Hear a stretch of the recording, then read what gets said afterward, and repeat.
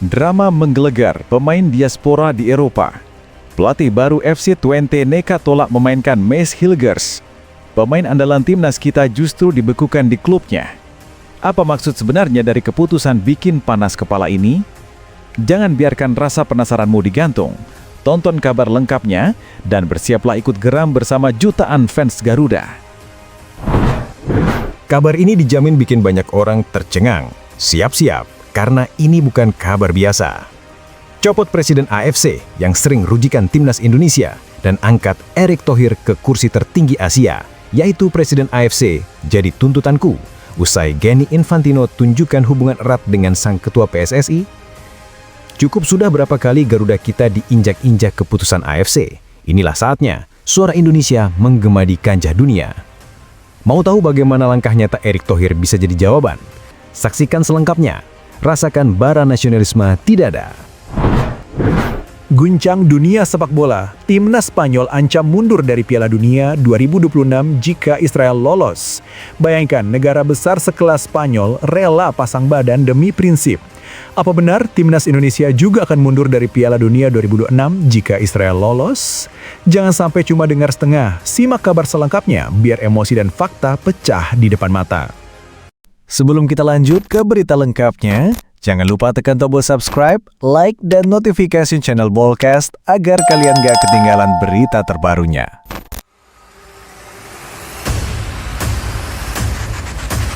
Indonesia butuh backingan Gianni Infantino. Sudah saatnya Presiden AFC dicopot karena keputusan sering merugikan timnas Indonesia. Seiring munculnya berbagai kontroversi seputar sepak bola Indonesia, muncul kekhawatiran bahwa pengaruh struktural dalam Federasi Asia, khususnya AFC, sedang bekerja melawan kepentingan timnas kita. Faktanya, Presiden FIFA Gianni Infantino telah menunjukkan kedekatan dan dukungan jelas terhadap Erick Thohir, yang kini menjabat sebagai Menteri Pemuda dan Olahraga, sembari masih menjabat sebagai Ketua Umum PSSI. Infantino menulis ucapan selamat atas dilantiknya Erick, memuji pencapaiannya di PSSI, dan berharap sinergi antara Indonesia dan FIFA akan semakin erat. Namun, sementara hubungan antara Presiden FIFA dan Erick Thohir tampak bersahabat, bahkan erat, ini memunculkan pertanyaan kritis. Apakah AFC juga melakukan tugasnya secara adil bagi Indonesia? Karena ada tuduhan bahwa beberapa keputusan AFC selama ini secara rutin merugikan timnas kita. Misalnya kebijakan-kebijakan di babak kualifikasi, putaran keempat diduga merugikan secara kompetitif, yang membuat perjalanan timnas lebih berat dibanding tim negara lain. Tuduhan tersebut belum dibuktikan secara definitif dalam forum resmi, tetapi suara publik dan media di Indonesia sudah banyak yang menyoroti bahwa keputusan-keputusan AFC sering tidak menguntungkan Indonesia. Kenapa Presiden AFC harus dicopot? Fungsi pelindungan Federasi Asia, AFC sebagai badan sepak bola Asia, seharusnya melindungi dan memajukan semua negara anggotanya secara setara, termasuk Indonesia. Bila keputusan-keputusan selalu memberatkan timnas kita, baik melalui jadwal, wasit, alokasi grup, atau teknis lainnya, maka sudah saatnya pemimpin badan tersebut dievaluasi. Transparansi dan akuntabilitas. Keputusan yang mendukung satu pihak, terutama jika secara sistematik merugikan pihak lain, harus mendapat klarifikasi. Indonesia layak tahu dasar-dasar profesional, objektif, dan regulatif dari setiap kebijakan AFC yang tampil kontroversial. Suara FIFA dan hubungan internasional. Karena kita melihat adanya dukungan dari FIFA kepada Erick Thohir, ini adalah momentum agar FIFA juga memperhatikan kinerja AFC di area Asia, khususnya dalam bagaimana mereka memperlakukan anggota seperti Indonesia. Hubungan erat antar Infantino dan Erick Thohir bisa menjadi jembatan agar keluhan dan ketidakadilan dari Indonesia lebih didengarkan. Kita sebagai pendukung sepak bola Indonesia memiliki hak tuntut keadilan agar badan-badan seperti AFC bekerja objektif, adil, dan transparan. Bila fakta-fakta yang diklaim benar, maka sangat tepat bila ada tuntutan agar Presiden AFC dicopot, atau setidaknya diminta pertanggungjawaban. Namun karena belum ada bukti resmi yang menjelaskan secara gamblang kerugian tersebut, klaim ini harus disuarakan dengan hati-hati agar tidak menjadi hoax, sambil terus mendesak agar AFC membuka semua data dan keputusannya yang dianggap merugikan. Berikut semua keputusan AFC yang dianggap merugikan Indonesia. Protes PSSI atas kepemimpinan wasit Ahmed Alkaf Indonesia versus Bahrain. PSSI resmi mengajukan protes ke AFC karena keputusan wasit dinilai merugikan. perpanjangan waktu kontroversial yang memungkinkan Bahrain menyamakan skor. Laporan media lokal dan internasional menyorot protes ini. Penunjukan wasit dari Kuwait di putaran keempat kualifikasi Piala Dunia 2026 untuk Indonesia dianggap merugikan karena negara wasit berada di regional yang sama dengan negara lawan, Arab Saudi atau Irak, sehingga dianggap kurang netral. Wasit Nasrullah Kabirov dan VAR wasit Sivakon Puudom dianggap membuat beberapa keputusan yang merugikan Indonesia, termasuk kartu merah, penalti, dan keputusan VAR yang dianggap tidak konsisten. AFC sering menolak atau menyatakan protes tidak diterima atau tidak mempengaruhi hasil, kadang sambil meminta PSSI menyampaikan protes formal, kadang mengatakan belum ada bukti atau keluhan resmi. Ini memperlihatkan bahwa proses protes ada, tapi respons dan tindak lanjutnya sering dianggap kurang memuaskan bagi Indonesia. Pelatih baru FC Twente, John van den Brom, menolak memainkan Miss Hilgers dalam pertandingan resmi. Keputusan ini bukan karena performa pemain, melainkan terkait kebijakan klub mengenai kontrak. Hilgers diketahui memiliki kontrak yang akan segera habis pada Januari 2026. Manajemen Twente melalui Direktur Teknik Jan Stuer menegaskan bahwa hanya pemain dengan kontrak yang sudah diperpanjang atau jelas masa depannya yang akan dilibatkan dalam tim. Situasi ini membuat Hilgers dibekukan dari skuad utama di laga Eredivisie musim 2025-2026. Meski sempat tampil dalam laga uji coba, ia tidak lagi bermain di pertandingan kompetitif. Padahal pelatih interim sebelumnya, Ivar van Dinteren, sempat ingin memberinya menit bermain karena ada kebutuhan di lini belakang, tetapi kebijakan manajemen tetap lebih dominan. Kondisi ini menimbulkan dampak bagi timnas Indonesia.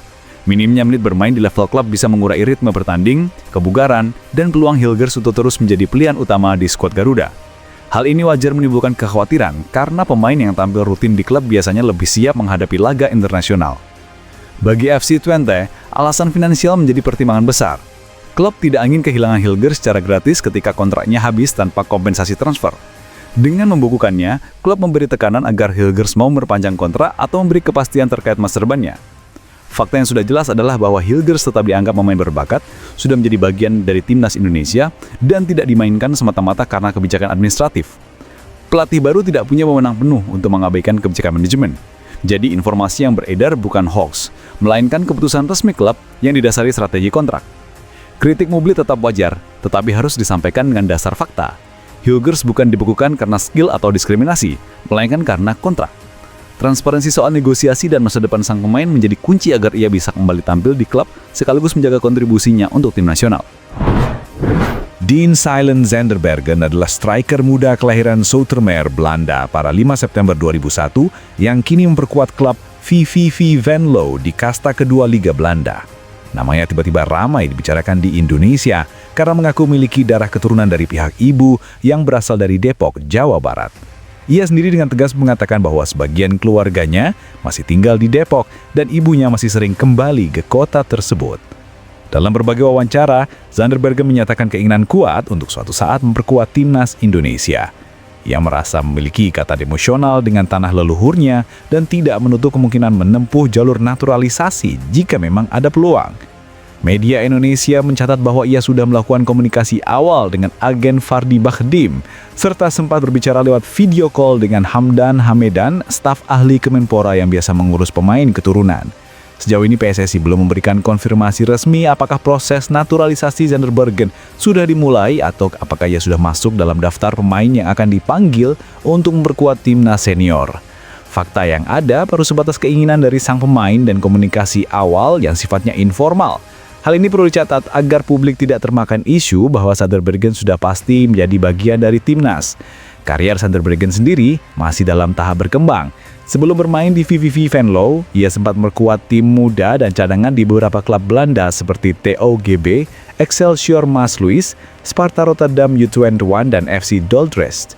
Statistik menunjukkan ia punya potensi, namun belum menjadi pemain reguler di level tertinggi Eredivisie.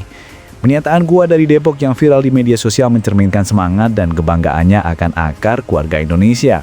Publik tentu menyambut antusias pemain muda yang berkeinginan membela merah putih. Namun, agar tidak menimbulkan kesalahpahaman, penting untuk menegaskan bahwa sampai saat ini, statusnya masih sebatas pemain keturunan dengan niat besar, bukan sudah resmi dinaturalisasi atau dipanggil timnas. Dengan begitu narasi yang berkembang tetap membangkitkan kebanggaan tetapi tidak menyesatkan. Zanderbergen adalah contoh pemain diaspora yang punya rasa cinta pada Indonesia dan jika benar-benar mendapat kesempatan, ia bisa menambah kekuatan timnas di masa depan.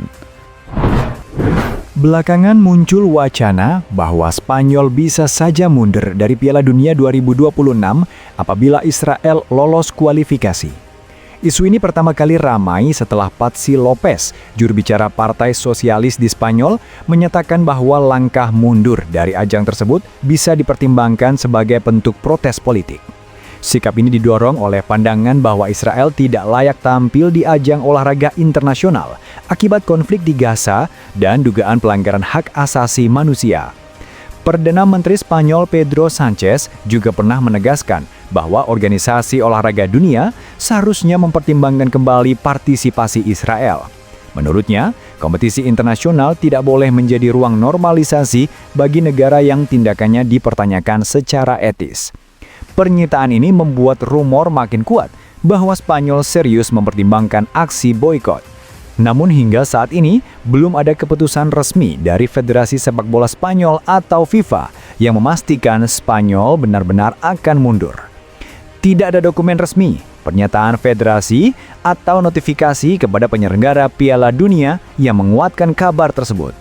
Informasi yang beredar lebih berupa pernyataan politik dan wacana yang berkembang di media, bukan keputusan final. Bagi publik, penting untuk membedakan antara kemungkinan dan kepastian.